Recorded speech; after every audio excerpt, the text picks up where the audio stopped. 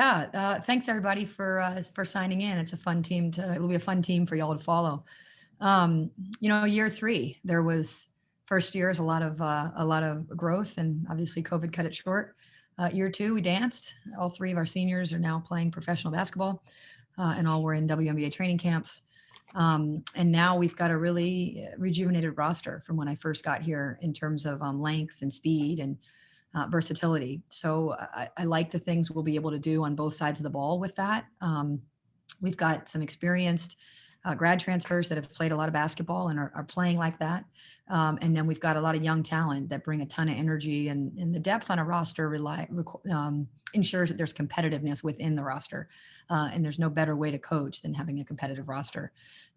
So it's been a really connected group. It's been a really engaged group to their process. They're total gym rats.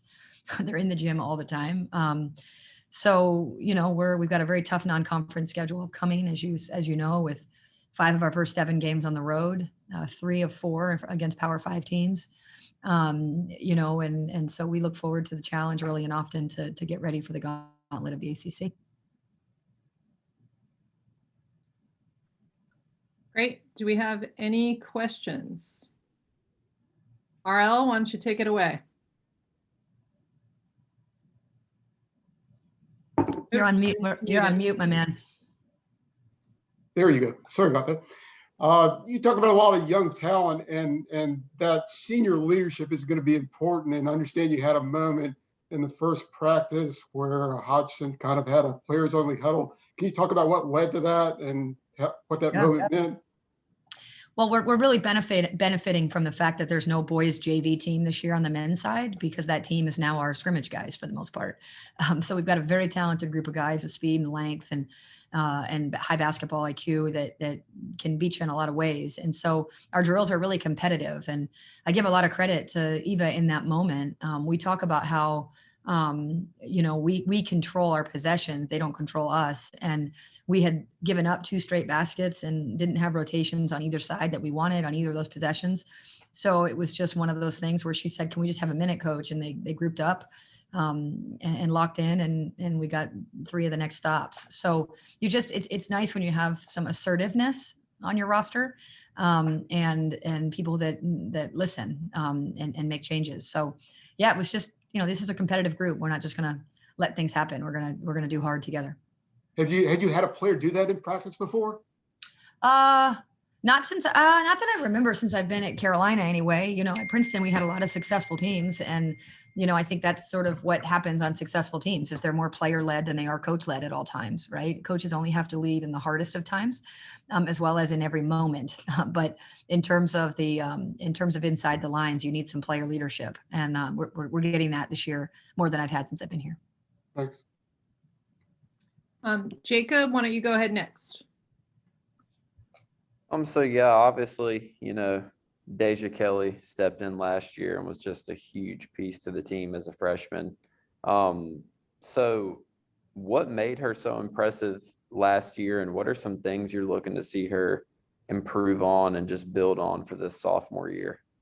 Yeah, I think Deja had really the biggest thing I think of when I think of Deja is her adversity response. She came in as a highly heralded McDonald's All-American, and the adjustment to college basketball was a challenge. And the pace of play was a challenge. And she just kind of put one day after the next, watched a lot of film, had a lot of heart-to-heart conversations about what we needed from her and how her game was or wasn't translating in the moment to the college pace. And she just never gave up. She never disengaged. And so she was a player that just got better and better as the year went on. But I will say, we talk about the great year Alyssa, that Deja had. Let's not forget, Alyssa Usby led our team in minutes as a freshman. And so what that kid was able to do on both sides of the ball, it's pretty remarkable. And now, she's just better now than she was. So that's exciting. But, Deja's the kid can score, and she wants to be good. So those two things, a coach can figure out how to use pretty quickly. Michael, go ahead. Hey, Coach. So coming into year 3 now, when you look back on the goals that you set for yourself in this program when you first got here, would you say that now going into year 3, you are on schedule? Yeah, I talk about commitments, not goals. Goals are what you want. Commitments are what you do to get there. And when I talk about what I did to get here is I knew I had to regroup and revamp the roster. I needed a little bit more versatility, speed, length, and things that were going to help us on both sides of the ball. And so I've done that. I think the roster is built in a really good way. And a lot of talent is and collective connectedness is there too. I also knew that I had to repair some of the commitments that inside the roster was willing to make. And they've really done that. They've really answered the call there. So I knew I needed the brand to be swaggy again. And it is. So I'm really proud of where the program is. It's not just me alone. I've had a 2 hands and 2 feet in by everybody in the operation, everyone from our training staff to our sport performance staff, to my coaching staff, to our players. It's a 2 feet, 2 hands in. And going to the tournament in your second year was great, but we're not there yet. We're still climbing, and I look at this team. I'm not exaggerating. Almost every day with gratitude that we're where we are. Thanks, Coach. It just about killed me, but I survived. Marcellus, go ahead. Hey, Coach. I'm with Sports Extra, and we're doing a Carolina trivia package. So I have 3 questions for you. Yeah. Who is the current longest tenured head coach at UNC? I mean, gosh, is it Anson Dorrance? I'm going to go with Anson Dorrance. Oh, thank you. Second question: What year did the UNC women's basketball team win the championship, and who was it against? 1994. Who cares? We won it. Fair enough. When Michael Jordan hit his famous game-winning shot against Georgetown in the 1982 championship, who was the leading scorer on that team?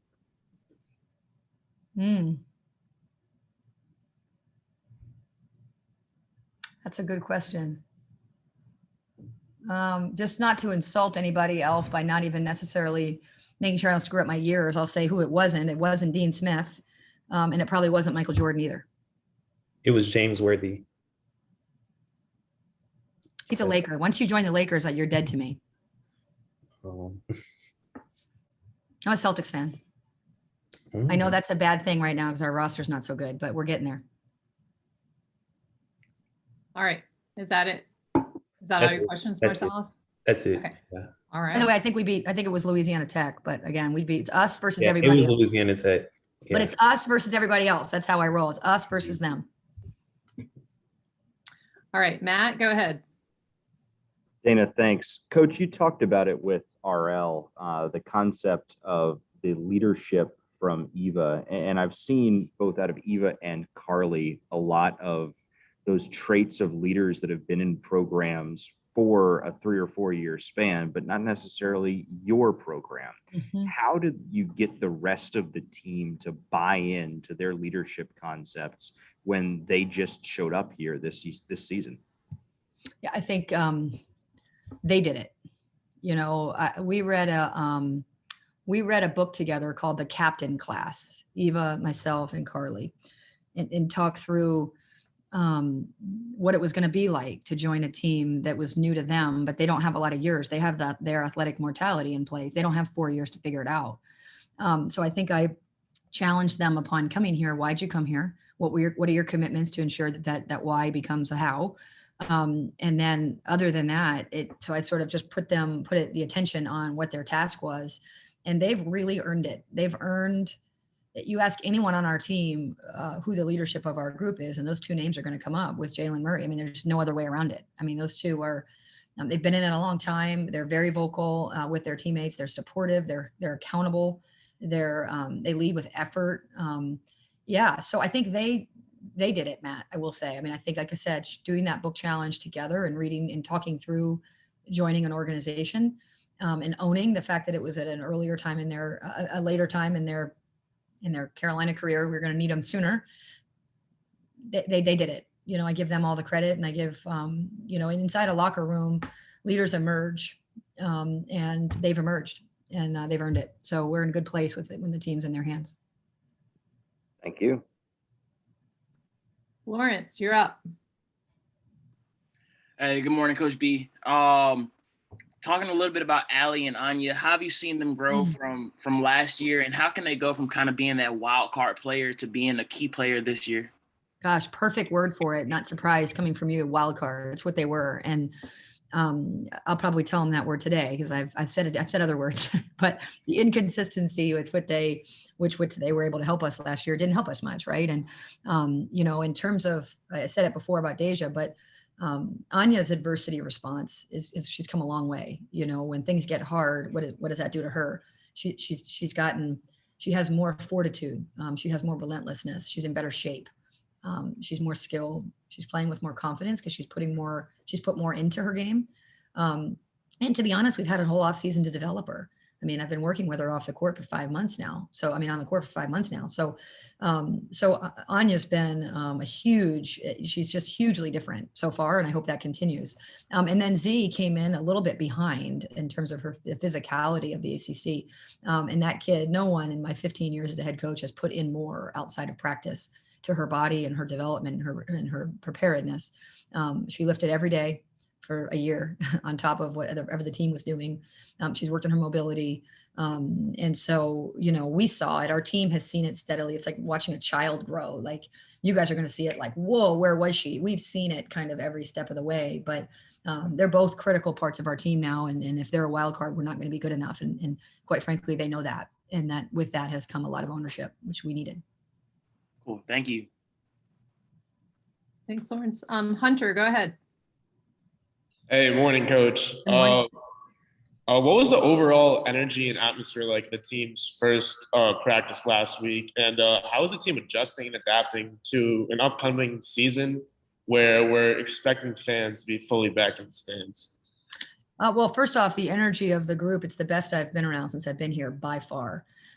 We had our commissioner of officials come and watch practice to kind of ensure that we're not getting any bad habits in terms of some of the new rules and adjustments. And I said, so what's your takeaway? And after when we circled up, she told the team that she does this a lot. She's been at a lot of practices, and watching the collective enthusiasm and buy-in for the full time, it was really welcome to see. And she's right on. I mean, this group their energy is consistent from start to finish, regardless of how them individually are doing.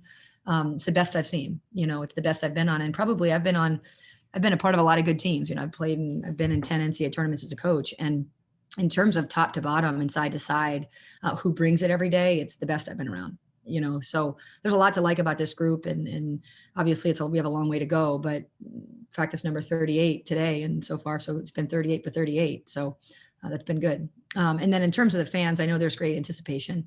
You know, I think our fans have gone through the growth process of this program. They've seen the brightest of bright lights, and they've also seen some growth years. And I think they're ready to sit back and enjoy the product. And they will do that.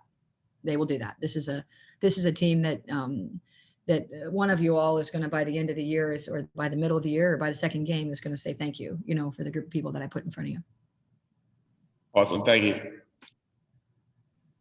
Alyssa, go ahead.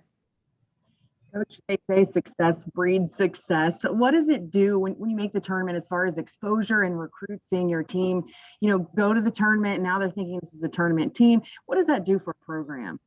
Everything. You know, there are 365 teams right now talking about getting to the NCAA tournament, and we were one that just did it. And so, you know, that's the goal every year, and then to advance and advance and advance. And so to be able to recruit and say, you know, it's not that we're going to do it, it's that we've already done it, and that now we're just continuing on that, puts you just in a different conversation. So I give a ton of credit to last year's team, even though there were some challenges that we had to get through as a group. The January challenge of, I think, 1 win in 8 games or whatever it was. You know, a team that wins so many games late in the season shows you kind of where the culture's at. And yeah, it was, I don't know if I would have told you at the beginning of the year we were a tournament team. So, you know, the fortitude that showed, I think, gave our kids a lot of energy, and as with the recruits, a lot of energy of what can be. And we're better than we were last year. So are other teams in our league, let's be clear, but so are we. So as long as you're on the upward trajectory, you're in a good place if you're already starting at the tournament. Thank you. RL, do you have another question? You're on mute, dude. I was going to ask about the backcourt minutes and if there's any clarity as to how that will play out, and if it's possible that Deja's scoring might go up if she has less ball handling responsibilities, which I see is a possibility. Yeah, absolutely. I think Deja's really enjoying the new position of more of a combo spot, not having the ball in her hands all the time. So you can run stuff for her in off-ball action and all that. It's fun for me to have a team of scorers because I think I've got a pretty good mind for offense, and so I've been able to kind of manipulate it accordingly. Yeah, I think Carly is running the point for us very consistently. She's a a fifth-year kid. She's been in she's been a lot of good teams at Princeton. As a real facilitator, she's tough. And really understands how to get others the ball. So I think we're getting more in transition. We're getting more on and off the ball. So I do think Deja has an opportunity to get better looks, right? And also to play less, but more efficiently. When you're playing 20, 37 minutes a game, you're either not playing hard enough or your team's not good enough. That's kind of the way it goes, right? And so I think we'll be able to have more efficient minutes out of our guard rotation. And I really like where it is. Now we're still 40 days away or 38 days away. And in this sport, there's always injuries to maintain. And obviously with COVID, you could miss a couple of weeks. So my job is to get as many of my guys as I can ready, because who knows? We've suffered, Ariel Young has suffered an injury that will sideline her for the unforeseeable future. And that's one of our experienced guards. So you just kind of get them all ready. And again, I've had some teams here where there were some kids that just maybe weren't the level that we needed, and we don't have that anymore. So I got a lot of guys to work with, and I'm looking forward to it.